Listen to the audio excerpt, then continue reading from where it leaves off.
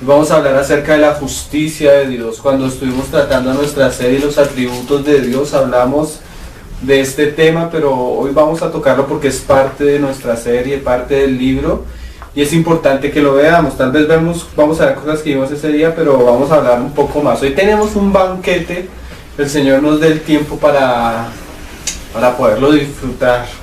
Entonces vamos a leer desde Romanos capítulo 3, verso 21. Dice: pero ahora, o sea, aparte de toda la culpabilidad y la condenación que Dios pone sobre el hombre, que se manifiesta a través del testimonio de la ley, pero ahora, aparte de la ley, se ha manifestado la justicia de Dios, testificada por la ley y por los profetas, la justicia de Dios por medio de la fe en Cristo, para todos los que creen en Él, porque no hay diferencia, por cuanto todos pecaron y están destituidos de la gloria de Dios, siendo justificados gratuitamente por su gracia, mediante la redención que es en Cristo Jesús. Entonces hoy lo que vamos a tratar es apenas el verso 21 al 24, aquella frase especialmente que dice: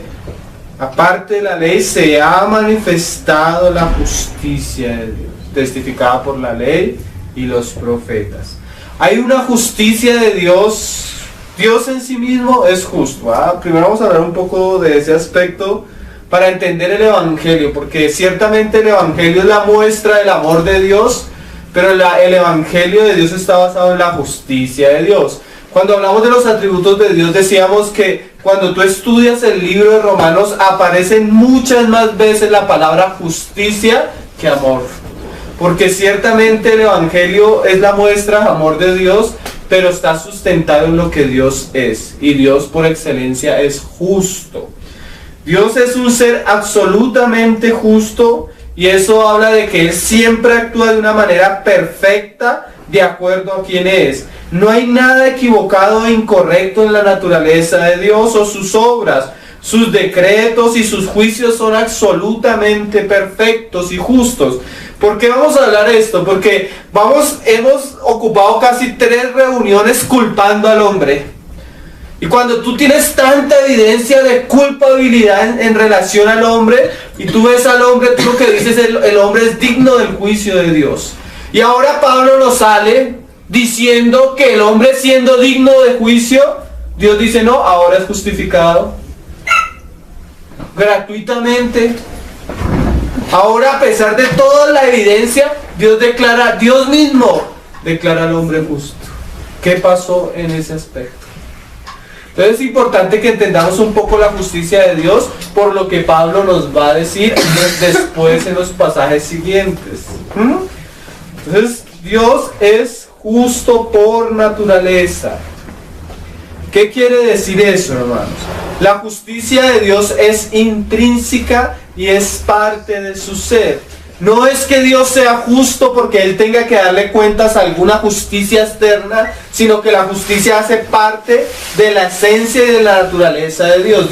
Si Dios dejara de ser justo, dejaría de ser Dios mismo.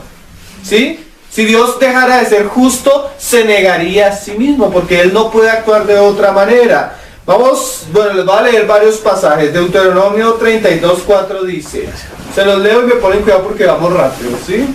Él es la roca, cuya obra es perfecta, porque todos sus caminos son rectitud.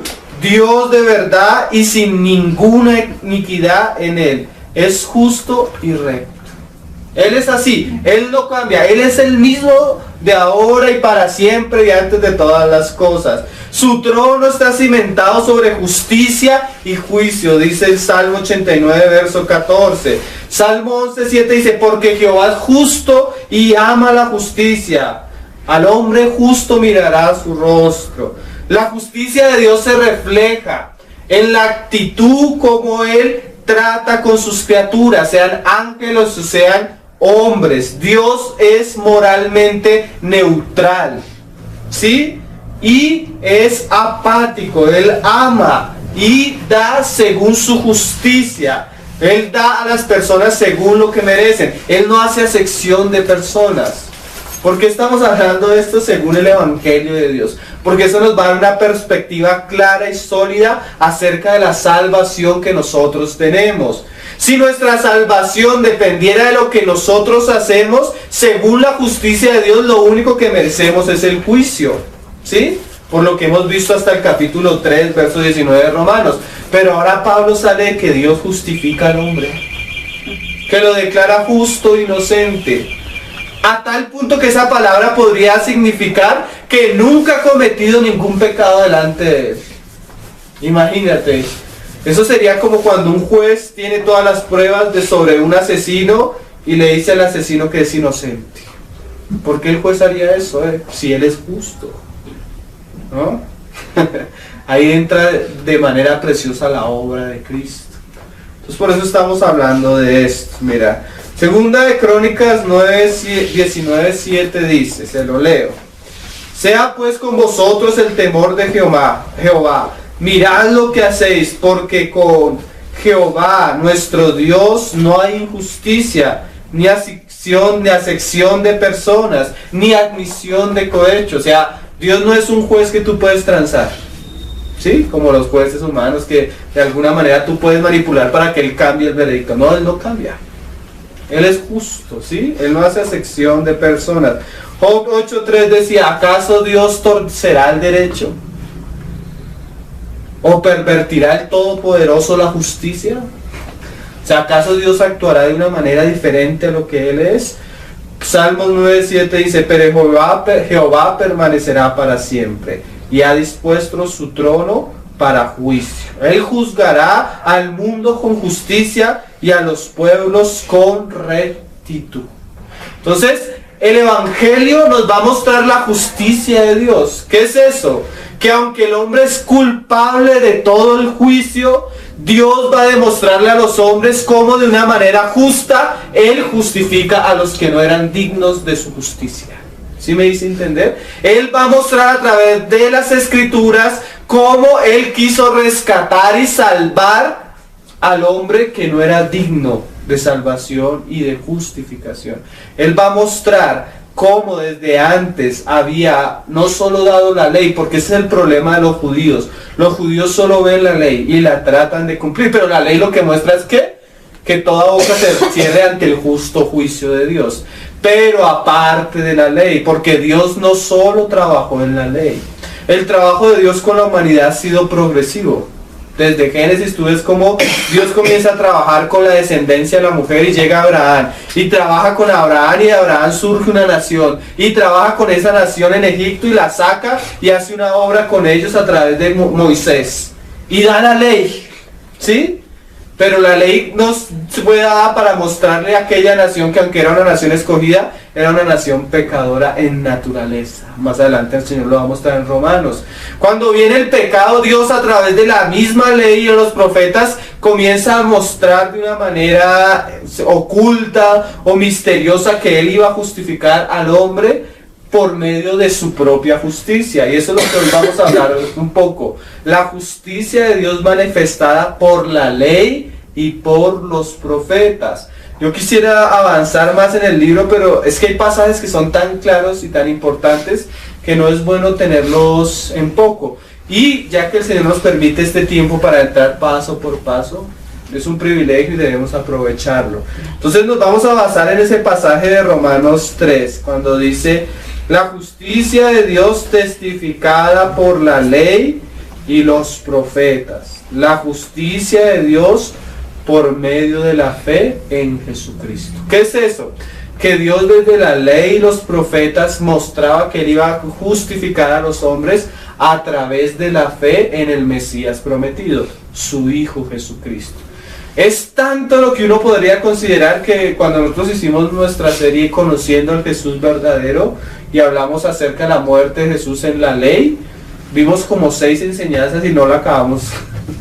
Entonces lo que hoy vamos a ver es apenas un chispazo de lo que dicen los profetas y la ley, pero ciertamente es bastante interesante cómo Dios había mostrado la manera en que Él iba a salvar y a justificar al hombre. Primero vamos a leer las palabras de los profetas. Vamos a basarnos en el libro de Isaías, por lo menos unos pasajes. Hay libros completos, hermanos, así de grandes, que dicen el Evangelio según Isaías. Nosotros tenemos el Evangelio según Mateo, según Marcos, según Lucas, según Juan, pero cuando tú lees Isaías con detenimiento, tú encuentras el Evangelio de Dios. Entonces vamos a leer apenas unos pasajes y vamos a meditar un poco cómo Dios es desde antes. Esto no lo inventó Pablo, hermano, esto no lo inventó el Señor Jesús.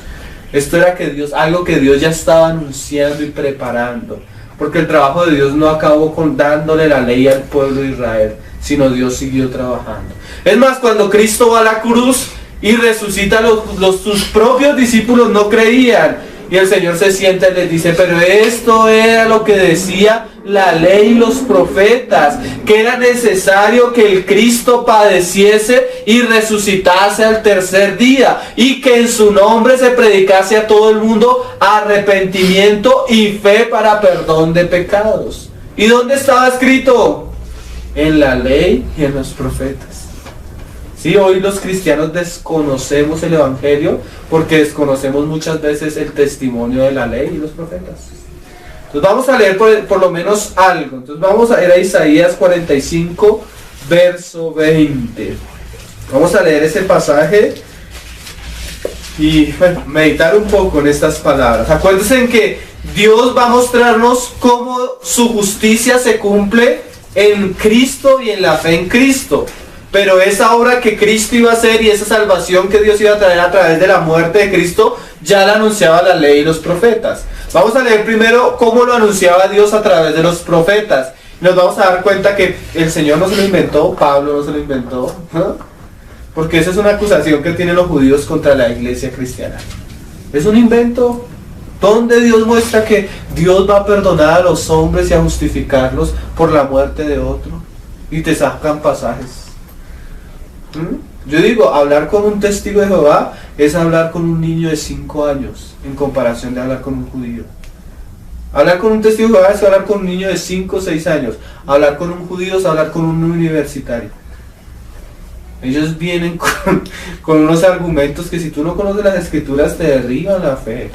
Entonces es bueno conocer estas cosas, ¿sí? Isaías 45, verso 20 dice, Dios, Jehová, reuníos y venid, juntados todos los sobrevivientes de entre las naciones. Mira lo curioso, Dios siempre habla a Israel. En el Antiguo Testamento Dios siempre le está hablando a Israel, pero ya Dios no comienza a hablar de Israel, sino Él comienza a llamar de todas las naciones. ¿Por qué? Porque un Dios justo no hace acepción de personas. ¿Sí? Ese era un misterio, que Dios iba a reunir a judíos y a gentiles, y iba a hacer de estas dos naciones un solo pueblo. Ese es el misterio de los gentiles, ¿sí?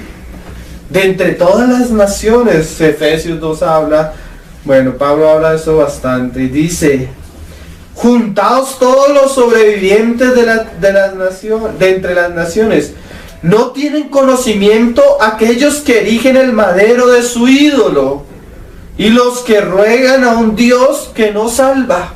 O sea, hay personas que buscan a Dios y crean un Dios y tienen una religión pagana, idólatra, y oran a ese Dios, pero ese Dios no salva.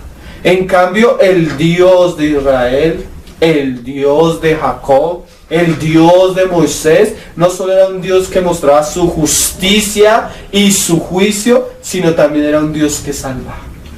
Y eso es precioso, hermanos.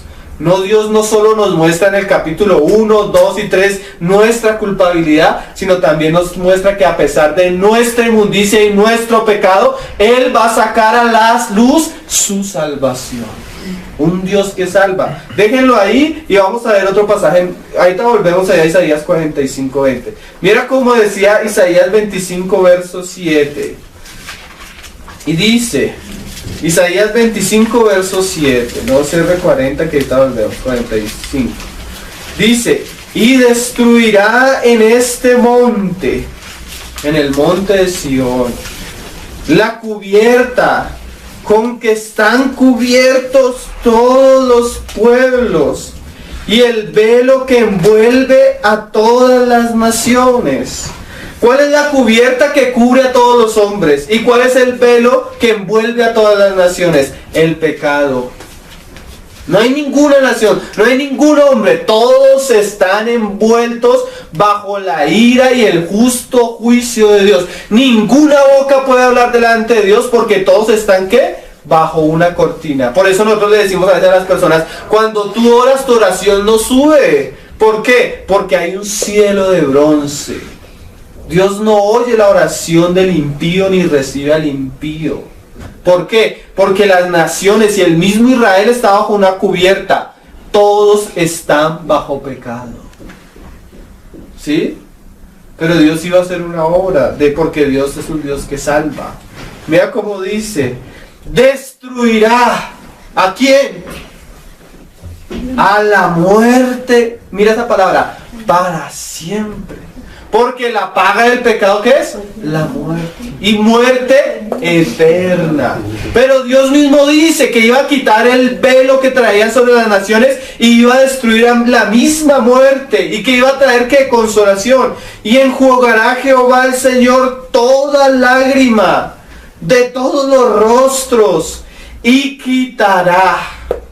No que ellos la van a quitar, sino que él mismo iba a hacer una obra para quitar la afrenta de su pueblo de toda la tierra.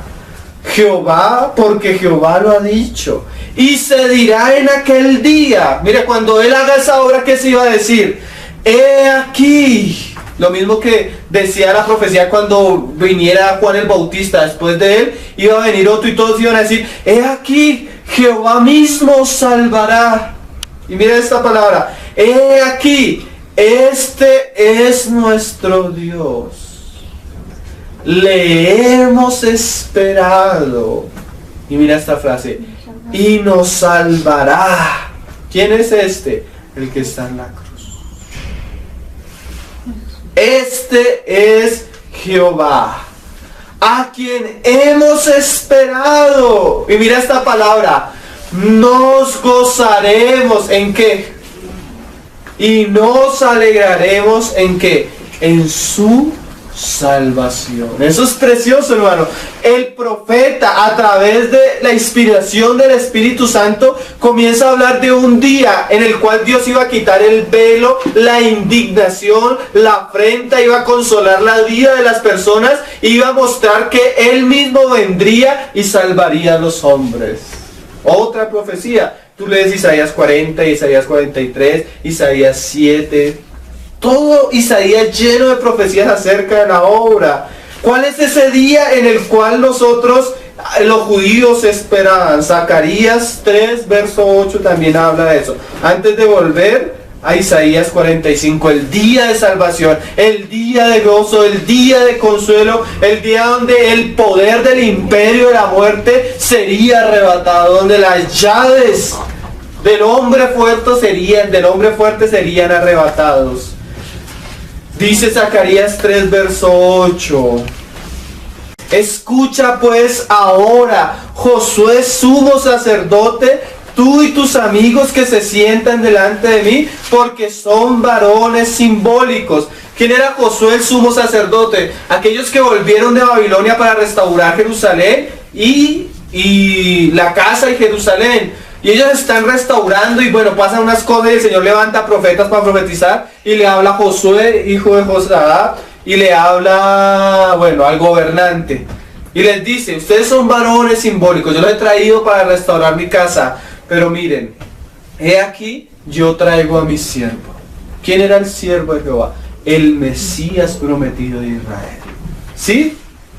El Cristo, el ungido, el hijo de David, el hijo de Abraham, el profeta que anunció Moisés.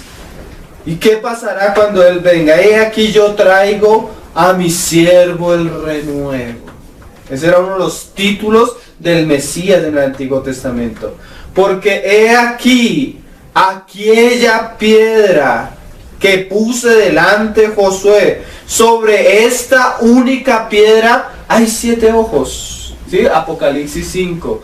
Está el cordero y en el cordero tiene 7 cuernos, ¿sí? Llenos de ojos. ¿Qué son esos cuernos? Son los ojos los 7 espíritus de Jehová enviados sobre toda la tierra. ¿Qué es esto? Cristo venía bajo la operación del Espíritu Santo a hacer una obra. ¿Cuál obra? La piedra angular, la piedra fundamental de nuestra salvación, la roca eterna de nuestra salvación, como dice el Salmo. Y he aquí yo grabaré su escultura, dice Jehová de los ejércitos. Y este es el día en que Jehová va a quitar el velo, la indignación, y va a traer salvación. Y quitaré el pecado de la tierra en un día. ¡Qué palabras, hermanos! Dios hablando de que a pesar de que todos los hombres son culpables de todas las naciones, Dios por el profeta decía que Él mismo iba a venir y todos iban a decir: he aquí nuestro Dios, nuestra salvación, nos gozaremos y nos alegraremos en Él. ¿Por qué? Porque Él iba a quitar la indignación y el juicio sobre nosotros. ¿Cómo? En la cruz de Cristo, en aquella piedra angular. ¿Sí? En aquel día, dice Jehová de los ejércitos. Y lo que leíamos en Isaías 45, convocados y reunidos. Cada uno de vosotros convidará a su compañero. ¿Qué es eso? La predicación del evangelio. Dios reuniendo de toda la tierra, de toda nación, de toda lengua, a los hombres en torno a la obra de su Hijo, en la cual Dios trae salvación, debajo de su vid y debajo de su higuera. Volvamos ahí a Isaías 45, 21. Sí, los hombres buscan ídolos, pero los ídolos no salvan. Mas nosotros tenemos un Dios justo, pero un Dios que aún en su justicia va a mostrar su salvación. ¿Sí lo estamos entendiendo? Y esa salvación está anunciada, y esa justificación desde los profetas. Estamos leyendo por lo menos hasta ahora los profetas. 21, Isaías 45, 21. Proclamad y hacedlos acercarse y entren todos en consulta, como decía el mismo Isaías en el capítulo 1. Miren, si vuestros pecados fueren como la grana, o negros, o rojos, venid, estemos a cuentas. Que eso es el corazón de Dios. Él muestra nuestra condición para que nos acerquemos a Él y encontremos en su Hijo salvación, justificación. ¿Quién hizo oír esto desde el principio? Y lo tiene dicho desde entonces, sino yo, Jehová. Cuando veíamos el estudio de Conociendo al Jesús verdadero, desde Génesis, hermano, desde Adán y Eva, Abel, Noé, Abraham, los hijos de Abraham, Jacob, José. Desde ahí tú veías Dios mostrando la manera en que Él iba a justificar al hombre. ¿Por qué, hermanos? Porque la caída del hombre no sorprendió a Dios. Dios, cuando decide crear en la eternidad al hombre, Dios ve todo el futuro, porque Dios se pasea sobre el tiempo y Dios sabía que el hombre se iba a revelar. Pero antes de que el hombre se revelara, Dios ya había apartado un cordero. El cordero que fue inmolado desde antes de la fundación del mundo. Y en medio de la creación y el trabajo de Dios con la humanidad, Dios le mostraba destellos para que el hombre comenzara a entender que la obra de salvación de Dios, cosa que cuando Cristo viniera y fuera levantado en la cruz, todos los hombres dijeran: este es el Mesías prometido de Dios, que con su muerte traería salvación. ¿Sí? Porque eso lo anunciaban las Escrituras. Sino que Dios nos deja conocer nuestro pecado, por eso Romanos 1, 2 y 3, para que entendamos la preciosa obra de Cristo. Y dice, ¿y quién lo ha hecho oír desde el principio? Dios, y lo hizo oír por los profetas y por la ley. Y no hay más Dios que yo. Ese es Jehová de los ejércitos. Dios justo, pero qué bueno que no más Dios, no es solo Dios justo, sino también es que y Salvador. Ningún otro fuera de mí. Mirad a mí, porque la salvación no consiste en lo que nosotros somos o podemos hacer, sino en la obra que Él iba a hacer. Y sed salvos. Mira esta frase: todos los términos de la tierra. Es el misterio de los gentiles, lo que el Señor le decía a los israelitas. Miren, yo voy a provocarlos a celo con un pueblo que no es pueblo. Personas que no me buscan, me hallarán. Israel se creía el pueblo escogido de Dios. Y así fue. Pero Dios iba a mostrar su salvación con otros. Porque yo soy Dios y no hay más. Por mí mismo hice juramento. Uy, qué palabras, hermano. De mi boca salió palabra en justicia. O sea, revelando la justicia a Él y no será revocada. Mira esto, porque para que los hombres sean salvos, tienen que humillarse, e inclinarse, y aceptar su condición, y doblar rodilla.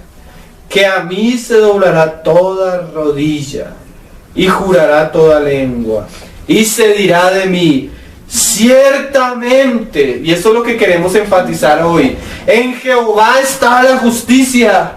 Amén. O sea, Dios es justo para condenarnos, pero también Dios es justo y en su justicia puede salvarnos.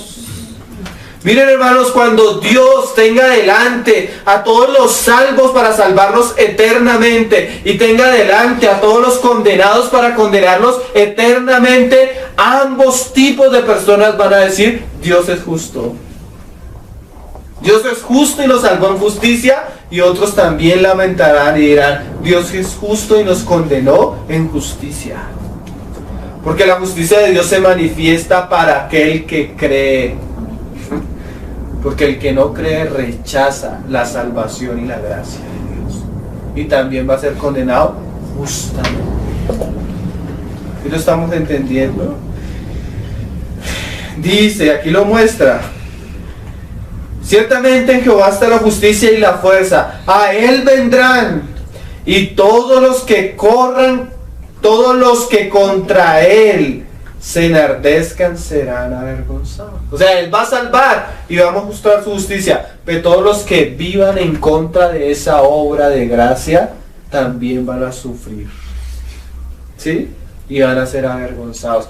Y dice, con vergüenza y confusión perpetua. ¿Vergüenza de qué? De que todo lo que necesitaban para ser salvos, Dios lo dio en su Hijo, pero ellos lo rechazaron. Lo resistieron hasta el último día de su vida. Y vergüenza y confusión. En Jehová, la justicia proviene de Dios, será justificada y se gloriará toda la descendencia de Israel. ¿Saben cuál es la descendencia de Israel? La descendencia de Abraham. Pero ya Dios nos muestra que la descendencia de Abraham no son los judíos únicamente, son los de la fe. Romanos 4, que lo vamos a ver. ¿Cómo? Qué palabras tan claras, ¿cierto? Isaías 53, un pasaje tan claro lo dice desde el verso 10. Con todo esto, está hablando de la muerte y el sufrimiento del siervo de Jehová, su Hijo, su Mesías prometido. En el verso 10 dice, con todo eso Jehová quiso quebrantarlo. Y ahorita vamos a ver el testimonio de la ley, como el sacrificio por el pecado, ellos tenían que coger el animal, hermano, y despedazarlo, quitarle y sacarle hasta lo último, hermanos. Figura del quebrantamiento del Cordero de Dios. Ahorita lo vamos a leer. Porque la justicia de Dios no solo estaba testificada por los profetas, sino también por la ley. Con todo eso Jehová quiso quebrantarlo, sujetándole a padecimiento. ¿Cuándo? ¿Cuándo es ese cuándo? En el día que Jehová iba a perdonar y iba a quitar el pecado de la tierra, el velo sobre las naciones, cuando haya puesto su vida, mira qué cosa, en expiación por el pecado. O sea que aquí este pasaje nos muestra claramente que la manera en que Dios justifica al hombre es que iba a cargar el pecado del hombre sobre su Mesías prometido. Lo que decía Zacarías, que en un día, ¿sí?, Él iba a quitar el pecado de la tierra. Verá linaje vivirá por largos días y la voluntad de Jehová será prosperada en su mano. Verá el fruto de la aflicción de su alma y quedará satisfecho. Y mira, estas son las palabras claves, porque en el Evangelio se revela la justicia de Dios, ya anunciada desde los profetas. Su conocimiento, por su conocimiento justificará mi siervo justo a muchos. Eso es justificación. ¿Qué es justificación? Que Dios nos imputa o pone sobre nosotros la justicia de su Hijo. No tratando de nosotros directamente, sino tratándonos a nosotros en Cristo. O sea, ya Él no ve nuestros pecados, sino ve la justicia y la perfección de su Hijo. Esas son cosas que vamos a hablar cada vez más en detalle. Por su conocimiento justificará mi siervo justo a muchos y llevará las iniquidades de ellos.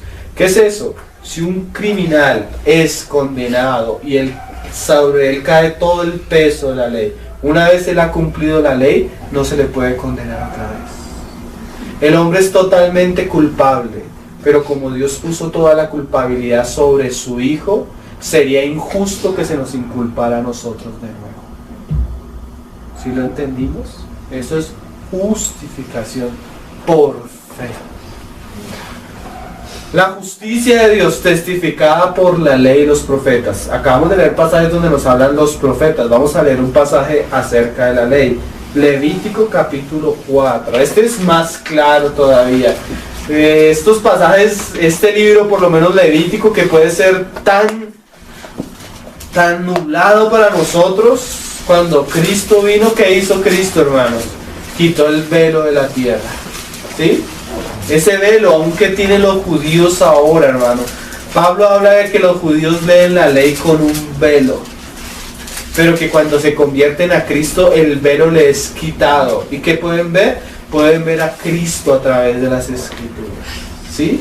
Lo que vamos a hacer nosotros es ver a Cristo en las Escrituras. Las Escrituras dicen que todos los sacrificios de la ley, las fiestas, todo eso era sombra de la realidad, ¿sí? Dios permitió que la sombra llegara antes, para que cuando viniera el cumplimiento nosotros entendiéramos en detalle la obra de Cristo. Tú sales afuera, tú miras ese edificio y puedes ver algo por fuera, pero si tú quieres entender la estructura del edificio, donde van los tubos de la luz, donde van los tubos del agua, la electricidad, todo, tú necesitas mirar los planos. Nosotros podemos ver a Cristo en la cruz y escuchar de Juan el Bautista: este es el Cordero de Dios que quita el pecado del mundo, y nosotros decir amén, y podemos entender en algo. Pero cuando tú miras la ley, que es como el plano del sacrificio, tú entiendes los detalles del sacrificio, ¿sí? Eso es lo que vamos a hacer. Por eso Pablo, cuando predicaba a Cristo, él usaba la ley y los profetas, mostrando la obra de Cristo. Lo hizo el Señor también, lo hizo Apolos, bueno, todos esos pasajes que muestran el Nuevo Testamento, cómo los apóstoles usaron la ley y las Escrituras para mostrar la obra de Cristo. Vamos a leer el capítulo 4 de Levítico. Los primeros capítulos de Levítico nos hablan de los sacrificios. Habían varias clases de sacrificios, porque la obra de Cristo es tan plena y tan perfecta que con solo un aspecto no se puede entender. Es como los evangelios. Nosotros tenemos el evangelio de Cristo visto desde 4 perspectivas: Mateo, Marcos, Lucas y Juan. ¿Por qué? Porque si solo Dios nos hubiera dejado el testimonio de Mateo, su testimonio solo hubiera visto un aspecto. Es como cuando, si yo estoy acá, hay una persona acá, hay una persona acá, hay una persona acá, hay una persona detrás mío, y ellos me están mirando. Cada uno me está viendo, pero está viendo un aspecto de mí. Uno me está viendo mi frente, otro está viendo mi lado, otro está viendo mi espalda y otro está viendo mi lado. Pero si yo sumo los 4 testimonios, tengo un testimonio completo. Así son los sacrificios levíticos. Son varios, pero cuando yo los sumo, muestra la plenitud de la obra de Cristo. Porque la ley mostraba la justicia de Dios. ¿Cuál era la justicia de Dios? Que Dios iba a justificar al hombre por medio de la fe en su Hijo. ¿Sí?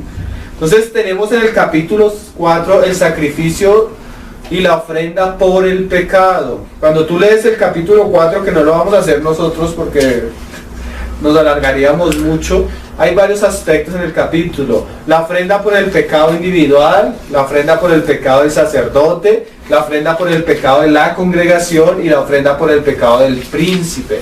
¿Qué es eso? Todos pecan. Porque como leíamos hace 8 días, no hay ninguno que no peque. El hombre individual, el sacerdote peca, el pueblo como pueblo peca y los príncipes pecan. Entonces Dios mandó ofrenda porque Él sabía que todos íbamos a pecar, por cuanto todos es pecado. Pero mira lo curioso, hermano. Tú quieres justificarte por la ley. Decían los judíos guardan el sábado, se circuncidan, hacen ciertos ritos, no comen ciertas cosas para justificarse delante de Dios por la ley. Pero hay un aspecto de la ley que nos habla de la obra de Cristo y la justicia de Dios por medio de la fe. ¿Qué es eso? La ley no es solo para condenarnos, sino la ley también tenía la intención de mostrarnos la manera como Dios justifica al hombre. ¿Sí? Entonces vamos a ver ese aspecto en el sacrificio, en la ofrenda del pecado. Vamos a leer Levítico capítulo 4, verso 1. Dice: habló Jehová a Moisés diciendo: habla a los hijos de Israel y diles: cuando alguna persona pecare por yerro en alguno de los mandamientos de Jehová sobre las cosas que no se han de hacer, e hiciere alguna de ellas, y si el sacerdote ungido pecare según el pecado del pueblo, ofrecerá a Jehová por su pecado que habrá cometido un becerro sin defecto para expiación. Mira esto: tú pecas. Hay personas que no se creen pecadores, pero el hecho de que a veces tú no conozcas la justicia de Dios no te hace inocente. Eso es pecado por hierro, pecar con ignorancia. Digamos, tú llegas acá, parqueas tu carro ahí al frente, tú no sabías que es prohibido parquear, llega el policía con la grúa y se te va a llevar tu carro, tú le vas a decir: señor policía, yo no sabía que eso era una infracción. Él le va a decir: lo siento. El hecho de que usted no lo sepa no quiere decir que no sea una infracción. ¿Sí? Nosotros, ¿cuántos pecados cometemos aún por ignorancia? Eso no nos justifica delante de Dios. Pecar sabiendo o sin saber igualmente nos hace culpables. Dios sabía que el hombre iba a pecar, que el sacerdote iba a pecar, que la congregación iba a pecar y que el rey o el príncipe iba a pecar. Entonces, ¿qué hace Dios? La ley misma lo condenaría, pero Dios muestra por la ley una manera en que el hombre habría de ser justificado de una manera que es sombra acerca de la justificación que Él va a hacer en su Hijo. ¿Sí? Y nos va a explicar una de las ofrendas y la manera como Dios iba a justificar el pecado del hombre. Y dice: entonces, si el sacerdote ungido pecare según el pecado del pueblo, ofrecerá a Jehová por su pecado que habrá cometido. ¿Qué es eso? El pecado no puede ser dejado sin consecuencia. Hay un juicio por el pecado. Lo que Dios comienza a mostrarle al israelita es que, curiosamente, Dios no va a juzgar al mismo israelita.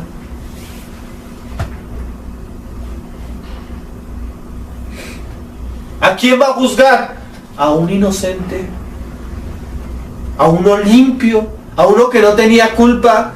¿Qué culpa tenía el animalito de lo que había hecho el otro? Nada. Si el animalito hubiera pecado, digámoslo simbólicamente, él moriría por su pecado.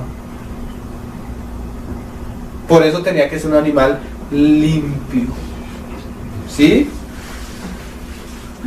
Un becerro sin defecto, eso es limpio, para expiación. Por eso Cristo debía andar sin pecado. Porque si Cristo hubiera cometido un pecado, hermano, Él debería morir según la justicia de Dios por el pecado de Él. Traerá el becerro a la puerta del tabernáculo de reunión delante de Jehová. Estas frases son tremendas, hermano. Traerá el becerro, pero el becerro no lo puede entrar a la casa.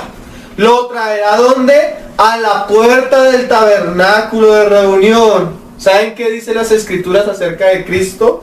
Se los leo. Si quieren anotar, estos pasajes son importantes. Mira lo que dice Hebreos capítulo 9, versículo 24.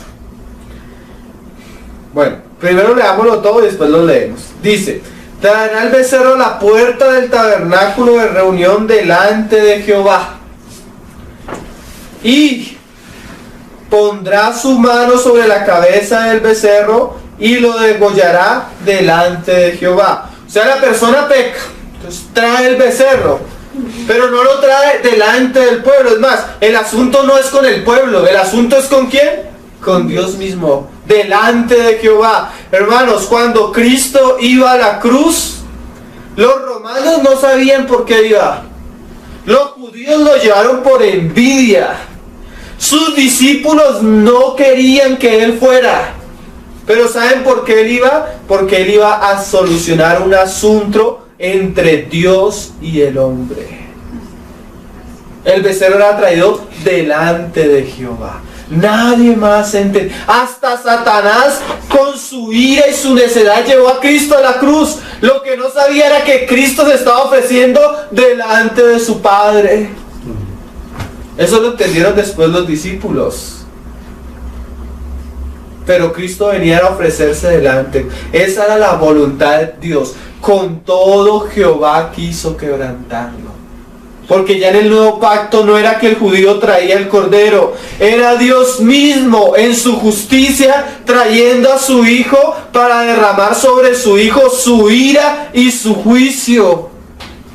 ¿Para qué? Para que por medio de su muerte Él pudiera otorgar perdón gratuitamente, o sea, por gracia. Entonces el asunto era delante de Jehová. ¿Sí lo estamos entendiendo? Eso lo mostraba la ley. Y dice: y pondrá su mano sobre la cabeza del becerro. O sea, la persona debería identificarse con el sacrificio. ¿Qué es eso? Él viene y viene a morir, pero viene a morir por mis pecados, Señor. Yo reconozco que Él es inocente. Eso es fe en Cristo. Quitar nuestra justicia de nosotros mismos y poner nuestra mano sobre Él y decir: Dios, la única manera en que tú puedes salvarme es por tu Hijo, por el inocente, por su sacrificio y por su muerte. Y mira lo que dice: y pondrá sus manos, estamos en el, y dice: y pondrá su mano sobre la cabeza del becerro y lo degollará delante de Jehová. Qué cosas, ¿no? La gente le gritaba a Cristo en la cruz, hermano: bájese, salvó a otros y no se puede salvar a sí mismo.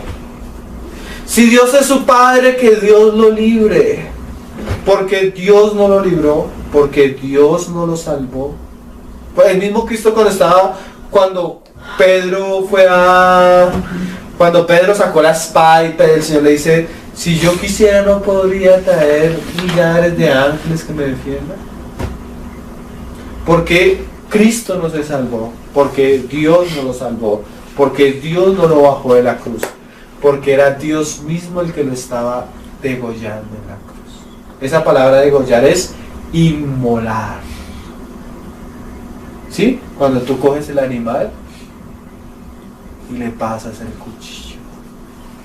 Lo que hizo Abraham con su hijo fue lo que hizo Dios con Cristo en la cruz: extender la mano y estirar el cuchillo. Solo que en los tiempos de Abraham, como era una figura, Dios no permitió que Abraham lo matara. En cambio, en la cruz Dios sí derramó toda su ira sobre su cordero. ¿Por qué? Porque esa era la manera en que Dios iba a perdonar, así como lo mostraba la ley, a través del sacrificio inocente. Y el sacerdote ungido tomará la sangre del becerro y la traerá al tabernáculo de reunión. Mira lo curioso, en este sacrificio, hermanos, no se ofrecía el sacrificio en el altar, se hacía fuera del tabernáculo. Así como Cristo fue sacrificado, ¿dónde? Afuera. Eso lo leemos, ahorita lo vamos a leer. Inmediatamente el animal era sacrificado, se traía la sangre al tabernáculo. ¿Saben qué dice Hebreos? Leanlo con sus propios ojos, hermano. Hebreos capítulo 9, verso 24. Porque la ley nos hablaba de la justicia de Dios, que era por fe en su Hijo Jesucristo. Hebreos 9, 24. Dice: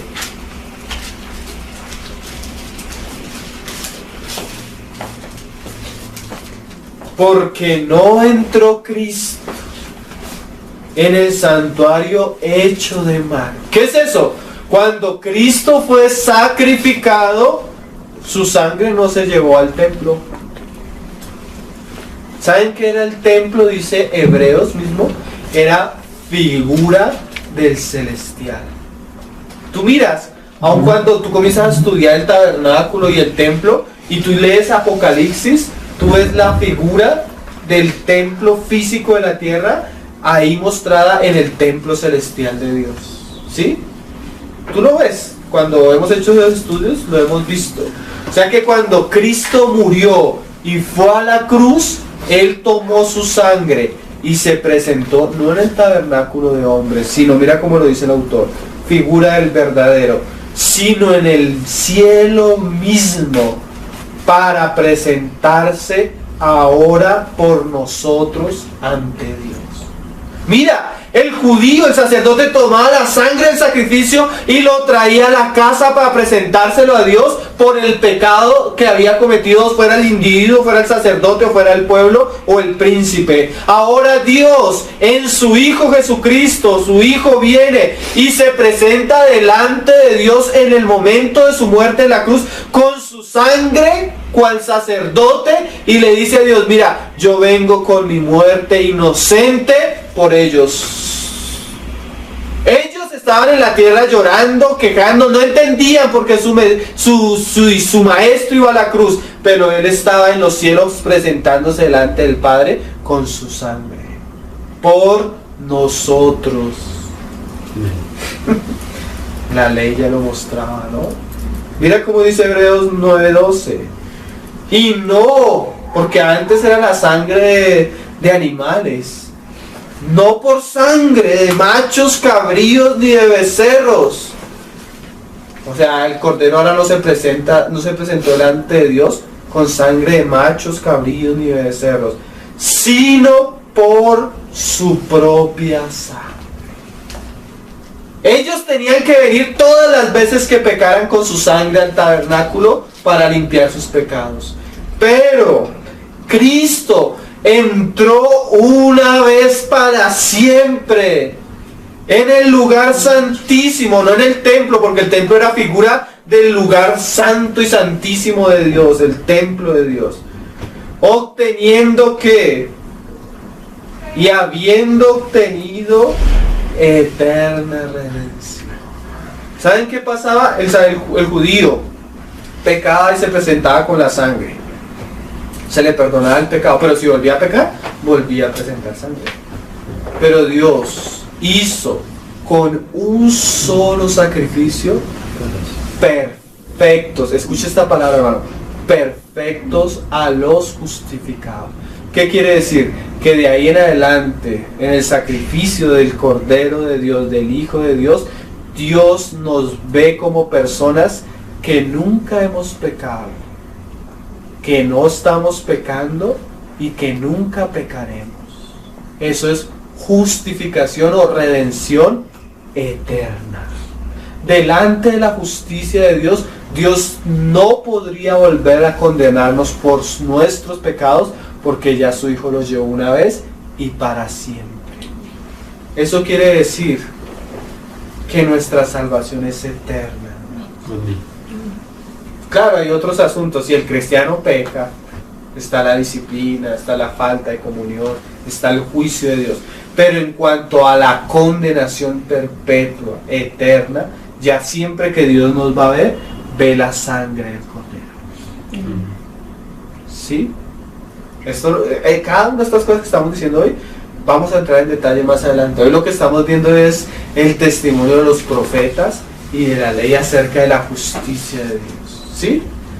Volvamos a Levítico. En el verso 6, 4, 6. Y mojará el sacerdote su dedo en la sangre y rociará de aquella sangre 7 veces delante de Jehová hacia el velo del santuario. Levítico 4:6. Mira que venía el sacerdote, ya estaba en el santuario, pero miren, hermanos, el santuario tenía velos. ¿Qué es el velo, hermano? En el tabernáculo el velo era lo que hacía separación entre Dios y los hombres. Cuando ellos iban a entrar al tabernáculo había un velo. Pasaban el primer velo, se encontraban con el altar de bronce y con la fuente de bronce. Ese era el atrio.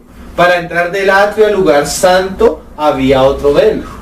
Después de que pasaban el segundo velo, el velo entre el atrio al lugar santo, se entraba al candelero, se veía el candelero, el altar del incienso y la mesa de los panes de la proposición. Y había después otro velo, que era para entrar ¿a qué? Al lugar santísimo, donde estaba el arca del pacto y el propiciatorio.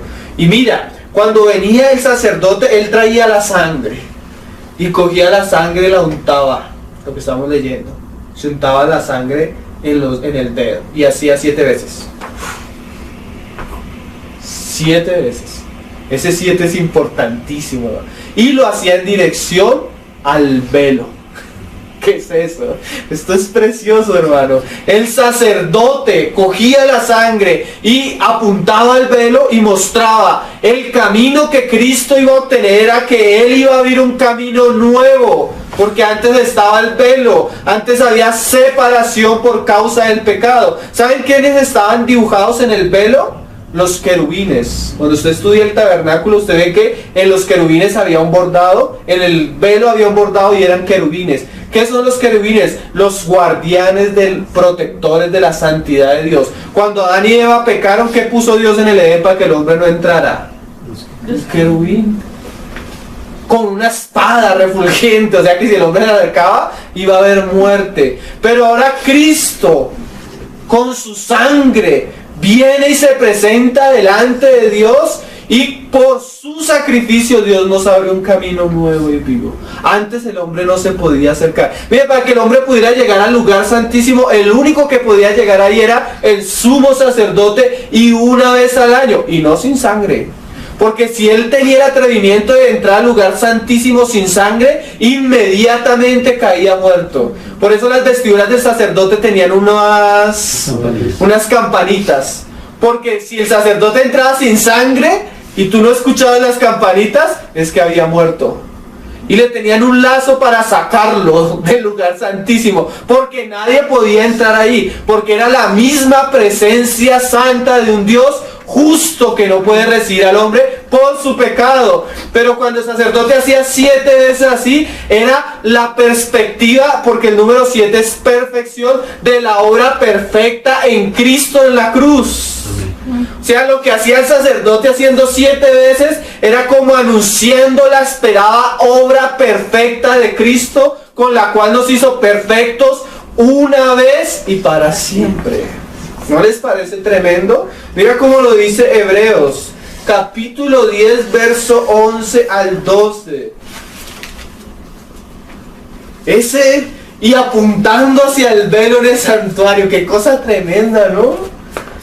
Hebreos capítulo 10, verso 11. Y ciertamente todo sacerdote está día tras día ministrando. O sea, él lo hacía muchas veces, pero cada vez que lo hacía, con 7 veces estaba esperando la obra perfecta. ¿Por qué obra perfecta? Porque Dios creó al hombre en 7 días. Eso es obra perfecta. Dios va a juzgar las naciones ¿con qué? Con 7 sellos, 7 trompetas y 7 tazas. ¿Sí? La obra perfecta de Dios, del juicio de Dios. Pero acá estamos hablando de la obra perfecta de la redención y la justificación. Y dice: y ciertamente todo sacerdote está ministrando día tras día y ofreciendo muchas veces los mismos sacrificios que nunca pueden quitar los pecados. Pero Cristo, habiendo ofrecido una vez, o sea, con uno hizo las 7 veces para siempre. Una vez para siempre, un solo sacrificio por los pecados, se ha sentado a la diestra de Dios. ¿Y saben cuando Cristo hace así y asciende? ¿Saben qué dice las Escrituras? Que Él traspasó los cielos. Y mira lo que dice Mateo 27, verso 50, hablándonos del velo. Mateo 27, verso 50. Mas Jesús, habiendo otra vez clamado a gran voz, entregó el Espíritu. Y he aquí, acuérdense que el sacerdote rociaba la sangre apuntando hacia el velo. Mira lo que pasó inmediatamente. Cristo muere y se presenta delante del Padre con su sangre. He aquí el velo del templo se rasgó en dos.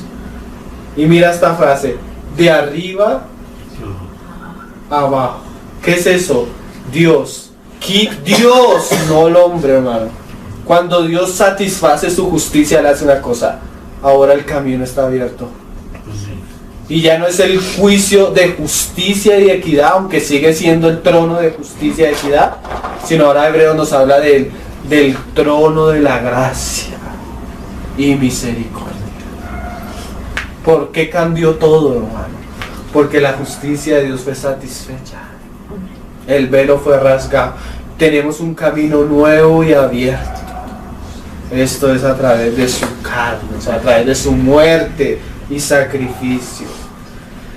Y la tierra tembló. ¿Por qué tembló? Algo estaba sucediendo en los cielos. ¿Qué era? El gran día de Jehová, donde Dios iba a quitar el velo y la indignación de las naciones.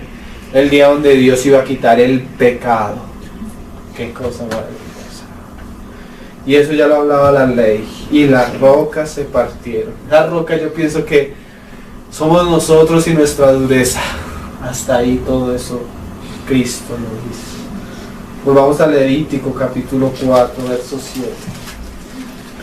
Terminemos. Dice, qué cosa tremenda, ¿no? Y, o sea, no acaba ahí. O sea, no termina. Él tenía que hacer más cosas. Y el sacerdote, verso 7, pondrá de esa sangre sobre los cuernos del altar del incienso aromático que está en el tabernáculo de reunión delante de Jehová. Ya nos muestra otro aspecto. El altar de los cuernos que se nos habla ahí es el altar del incienso de oro. Cuando nosotros estudiamos el tabernáculo alcanzamos a estudiar ese mueble. Y el altar del incienso de oro nos habla de la vida de devoción de la iglesia, o la vida de oración y adoración. Antes no podíamos ni orar. Antes orábamos con nosotros mismos como el fariseo. Oramos a los ídolos. Pero ahora en el momento que Dios recibe a su hijo, es lo que dice Apocalipsis 5, nos hizo reyes y sacerdotes. Y ese era uno de los privilegios del sacerdote, que él ofrecía en el altar del incienso. ¿Sí? Ahora él puede acercarse y orar y adorar. Ahora ya nos volvemos, ahora podemos decir, como decía Pedro, acercaos a él, vosotros como piedras vivas, y ofrecer. Antes no podíamos. Sacrificios agradables. Ahora nos volvemos adoradores, oradores. Ahora tenemos un lugar, ahora tenemos una vida de devoción. Gracias a que el juicio ha sido quitado. Ahora hemos sido reconciliados. Bueno, tantas cosas que hay que estudiarlas una por una en detalle. Y echará el resto de la sangre del becerro al pie del altar del holocausto, que está a la puerta del tabernáculo de reunión. Eso es como la imagen de la cruz de Cristo. La sangre delante de Jehová. Pero ¿saben qué dice Juan? Que cuando se le atravesó la lanza en el costado, él vio que de su costado salía, agua y sangre. Y dice Juan en primera de Juan, y tres son los que dan testimonio en la tierra: el agua, el espíritu, el agua y la sangre. ¿De qué está hablando? Cuando el sacerdote cogía la sangre, bueno, una era para rociarla, otra para los cuernos del altar del incienso, y la otra se vaciaba a los pies del altar del holocausto. ¿Eso qué quería decir? Que había un testimonio en la tierra de que hubo derramamiento de sangre. Porque Dios permitió que su Hijo fuera atravesado, para que los hombres vieran lo que estaba sucediendo en los cielos. Se estaba presentando la sangre delante del Padre, pero había de quedar un testimonio en la tierra. Sangre, imagínate, la sangre cayó sobre el cuerpo del Cordero, sobre la cruz, y regó la tierra. Mostrando que una evidencia de que hubo un pago por la sangre. Así como la sangre de Abel clama desde la tierra, la sangre de Cristo clamó en el Calvario y quedó como un testimonio fiel de que Dios no estaba perdonando por perdonar, sino que Dios perdonaba y justificaba porque su justicia había sido satisfecha en la cruz de Cristo. ¿Sí ven cada significado? Tremendo, ¿no, hermanos? Cómo la ley nos mostraba la justicia de Dios. Y dice que está a la puerta del tabernáculo de reunión, y tomará del becerro para la expiación toda su grosura, la que cubre los intestinos y la que está sobre las entrañas. O sea, el sacerdote debía tomar toda la carne del animal, la que cubre los intestinos, la que está sobre las entrañas, los riñones, la grosura que está sobre ellos y la que está sobre los ijares, y con los riñones quitará la grosura de sobre el hígado, de manera que se quitará del buey del sacrificio, de la manera que se quita del buey del sacrificio de paz. Y el sacerdote la hará arder sobre el altar del holocausto. O sea, todo debía ser quemado, todo lo que quedaba. Y la piel del becerro y toda su carne, con su cabeza, con sus piernas, sus intestinos y su estiércol. En fin, todo el becerro. O sea, eso habla de que todo el sacrificio debía pasar por el juicio de Dios. ¿Sí? Todo debía ser probado, todo debía ser tratado, todo debía ser juzgado. ¿Sí? Ahorita lo vamos a leer y dice: en fin, todo el becerro sacará fuera del campamento a un lugar limpio, donde se echan las cenizas, y lo quemará al fuego sobre leña, en donde se echan las cenizas será quemado. O sea, ¿por qué se trata de una manera tan déspota con el cuerpo del animal inocente? Porque sobre él estaba el pecado. ¿Sí? Por eso Dios trata y muestra desde la ley cómo él iba a tratar el animal. Lo iba a quemar todo, iba a ser echado, y donde fuera echado se iba a ser consumido hasta las cenizas. Mira cómo lo dice Hebreos capítulo 11, mostrando cómo todo este trato que el Señor pedía por la ley, mostrando su justicia, era la manera como Dios iba a tratar el pecado del hombre, iba a traer justificación a los hombres. Hebreos capítulo 13, verso 11 dice: porque los cuerpos de aquellos animales cuya sangre a causa del pecado es introducida en el santuario por el sumo sacerdote, son quemados fuera del campamento, lo que decía Levítico 4. Por lo cual también Jesús, para santificar al pueblo mediante su propia sangre, padeció fuera de la muerte. Qué cosas, ¿no? Todo esto, hermano, es lo que decía Pablo en Romanos. Vamos a terminar leyéndolo.